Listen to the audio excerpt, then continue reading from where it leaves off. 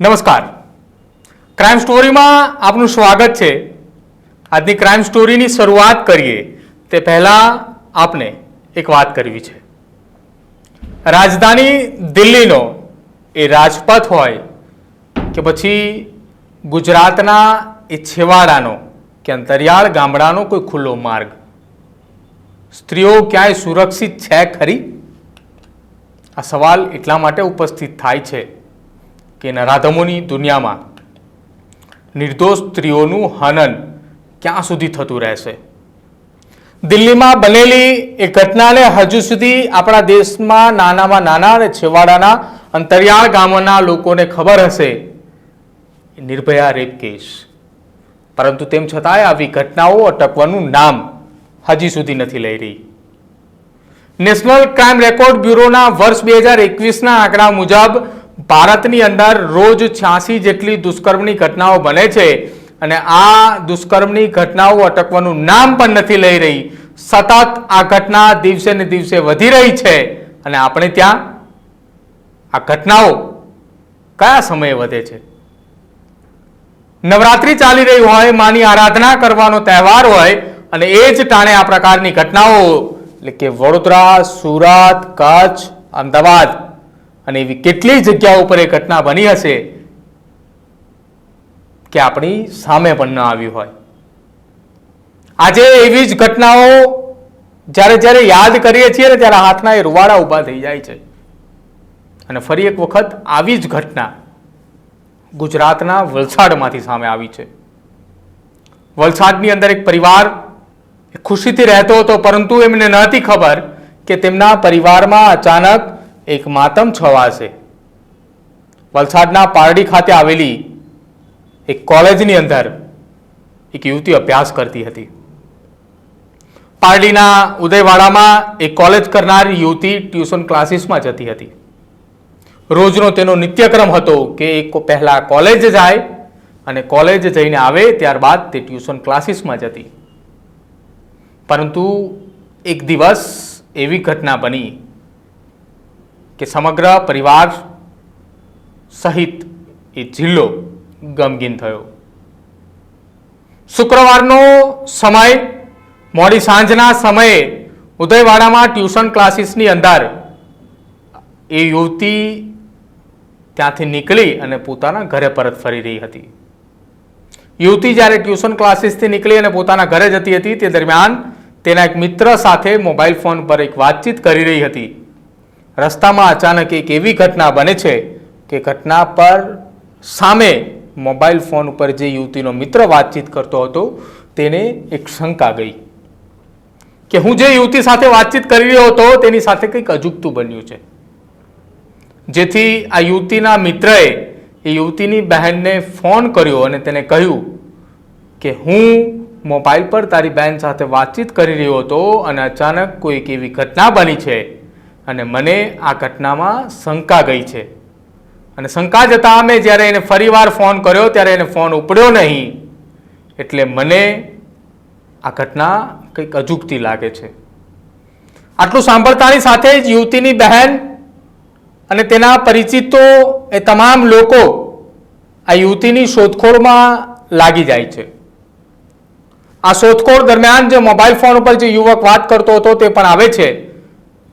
આ દરમિયાન તમામ લોકો ઉદયવાડા ખાતે જે ટ્યુશન ક્લાસીસમાં યુવતી જતી હતી ત્યાં પહોંચ્યા। ત્યાંથી મોતીવાડા વચ્ચેના તમામ વિસ્તારના રસ્તાઓ ફેંદી માર્યા, શોધખોળ હાથ ધરી। મોડી સાંજ થવા આવી પરંતુ હજી યુવતીની ભાળ ન હતી। ત્યારે મોતીવાડા નજીક હટવાડાના મેદાનમાં એક યુવતી શંકાસ્પદ હાલતની અંદર મળી આવી। ત્યાં પહોંચતાની સાથે યુવતીની બહેને કહ્યું કે આ તો મારી બહેન છે। યુવતીની બહેન અને પરિચિતોએ સાથે મળીને એ બેભાન અવસ્થાની અંદર મળેલી યુવતીને પારડીની મોહનદયાળ હોસ્પિટલમાં સારવાર માટે તત્કાલ ધોરણે બાઇક પર લઈ ગયા। પરંતુ કોઈને ખબર ન હતી કે અમે જેની સારવાર માટે એને હોસ્પિટલ લઈ જઈ રહ્યા છીએ એનું મોત થઈ ચૂક્યું છે। ડોક્ટરે યુવતીને મૃત જાહેર કરી અને ડોક્ટરને એક શંકા ગઈ। શંકા આવતાની સાથે જ ડોક્ટરે પારડી પોલીસને જાણ કરી। પારડી પોલીસની ટીમ હોસ્પિટલ ખાતે પહોંચે છે અને હોસ્પિટલમાં ડૉક્ટરનું નિવેદન સાંભળતાની સાથે જ પોલીસ દ્વારા આ યુવતીનું પેનલ પીએમ કરાવવામાં આવે છે. યુવતીનું એક તરફ પેનલ પીએમ ચાલી રહ્યું હતું, બીજી તરફ જિલ્લા પોલીસ વડા કરણરાજસિંહ વાઘેલા સહિત તમામ અધિકારીઓને જાણ કરી દેવામાં આવી હતી કે વલસાડના પારડી પોલીસ મથકે આ પ્રકારની એક ઘટના બની છે. આ ઘટના સાંભળતાની સાથે જ એસપી સહિતના તમામ અધિકારીઓ ત્યાં પહોંચ્યા અને તપાસમાં જોડાયા હતા. જ્યારે પેનલ પીએમ માટે મૃતદેહ મોકલવામાં આવ્યો તો બીજી તરફ મોતીવાડા નજીક હટવાડાના આસપાસના વિસ્તારની અંદર તપાસનો ધમધમાટ તેજ કર્યો.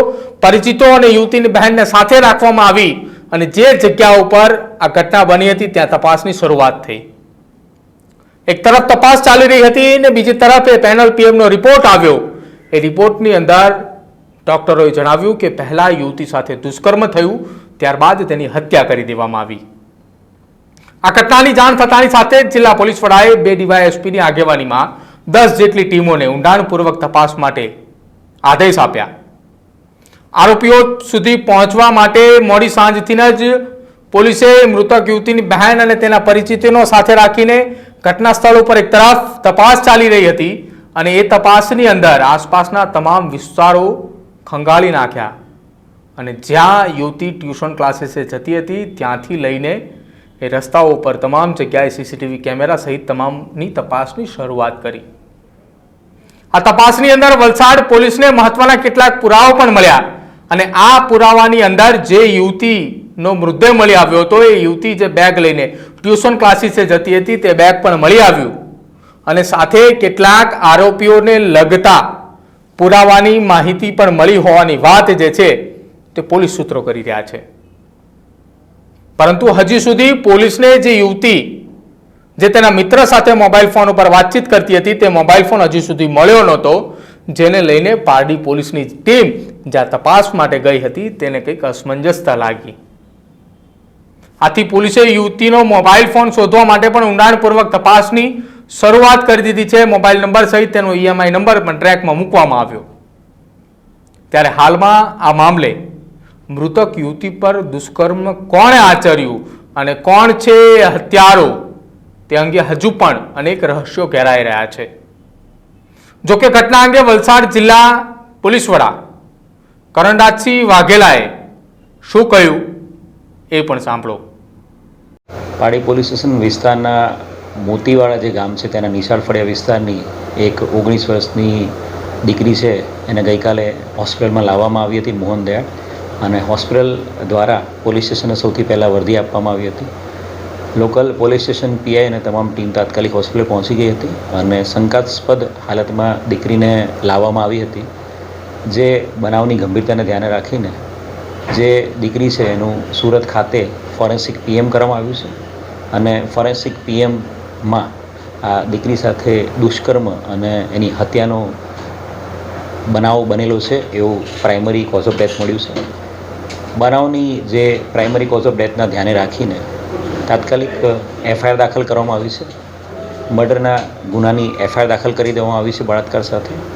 આ બનાવ છે એ ગઈકાલે 3 વાગ્યાની આસપાસનો બનાવ હતો અને સૌથી પહેલી હકીકત પોલીસને હોસ્પિટલ દ્વારા આપવામાં આવી હતી. બનાવની ગંભીરતાને ધ્યાને રાખીને Valsad division DYSP, Vapi division DYSP, crime branch, SOG, Vapi town, Valsad city, Valsad rural, Dungri તમામ પોલીસ સ્ટેશનની અલગ અલગ 10 જેટલી ટીમો બનાવવામાં આવી છે.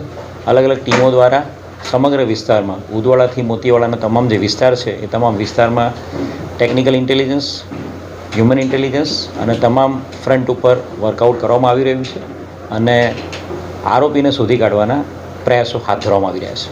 હત્યાનું પ્રાથમિક કારણ એ જે દીકરી છે એનું ગળું દબાવીને કારણે એની મૃત્યુ આવ્યું છે અને એ જેવું પ્રાથમિક કારણ આવ્યું છે તરત જ આપણે હત્યાનો ગુનો દાખલ કરી દીધેલ છે. હાલ અજાણ્યા ઈસમ વિરુદ્ધમાં જ ગુનો દાખલ કરવામાં આવ્યો છે અને આરોપીને શોધી કાઢવા માટે crime branch, SOG, Valsad city police, Valsad rural police સાથે સાથે વાપી ટાઉન પોલીસ અને ડુંગરા પોલીસની તમામ ડી સ્ટાફની ટીમો આ ગુનાની તપાસમાં કામે લાગેલી છે. રેલવે સ્ટેશનની આસપાસનો સમગ્ર વિસ્તાર, એ દીકરી જ્યાં ટ્યુશન ક્લાસીસમાં જતી એ વિસ્તાર, સમગ્ર વિસ્તારના CCTVથી માંડીને ટેકનિકલ તમામ પાસાઓ ઉપર તપાસ કરવામાં આવી રહી છે અને તમામ પાસા ઉપર તપાસ કરીને આરોપીને જલ્દીમાં જલ્દી આઈડેન્ટિફાય કરીને એને શોધી કાઢવા માટે તમામ સ્તરે પોલીસ તપાસ કરી રહી છે. પરિવારજનોનું શું કહેવું છે? પરિવારજનો તરફથી હાલ કોઈ કમ્પ્લેન નથી. એમનું કહેવું એવું જ છે કે એમની દીકરી છે એ 1:30 થી 2:30 વાગ્યાના સમયગાળામાં ટ્યુશન ક્લાસીસ માટે ગયેલી હતી અને ટ્યુશનમાં 2:30 વાગ્યાથી છૂટ્યા પછી ઘરે આવી નહોતી, એટલે એમણે તપાસ હાથ ધરેલી હતી. યુવતી પર દુષ્કર્મ કોણે આચર્યું અને કોણ છે હત્યારો, આ અંગે હજી રહસ્ય ઘેરાઈ રહ્યું છે. અને એવું તો શું બન્યું કે ટ્યુશનથી ઘરે જઈ રહેલી યુવતી કે જે શંકાસ્પદ હાલતમાં મળી આવી. જો કે હજુ સુધી હત્યારો પોલીસ પકડથી દૂર છે અને આ ઘટના બાદ પરિવારજનોએ પણ હજુ સુધી કોઈ પણ વ્યક્તિ અથવા કોઈના પર શંકા નથી દર્શાવી. પરંતુ જે રીતે ઘટના સ્થળેથી પ્રાથમિક માહિતી મળી રહી છે અને ઘટના સ્થળેથી જે પુરાવાઓ મળી રહ્યા છે તેને લઈને અનેક સવાલો ઊભા થઈ રહ્યા છે. આ ઘટનામાં કોઈ પરિચિત જ આરોપી નીકળે તેવી પણ પોલીસને શંકા છે. અને શંકા એટલા માટે સેવાઈ રહી છે કે પોલીસને કોઈ મહત્વની પુરાવા કે મહત્વની કડી પણ મળી છે. જો કે વલસાડ જિલ્લા પોલીસની 10 જેટલી ટીમો આ કેસના તળિયા ઝાટક તપાસ માટે લાગી ચૂકી છે. આથી આગામી સમયમાં આ મામલે અનેક ચોંકાવનારા ખુલાસાઓ થઈ શકે કે આ દુષ્કર્મ અને હત્યા પાછળ કોઈ પરિચિત છે કે પછી કોઈ અજાણ્યું વ્યક્તિ. આપનું શું માનવું છે આ ઘટના પાછળ? આપ અમારી કમેન્ટ સેક્શનમાં જણાવજો. આપ પણ સાવધાન રહો, સુરક્ષિત રહો અને સલામત રહો. નમસ્કાર.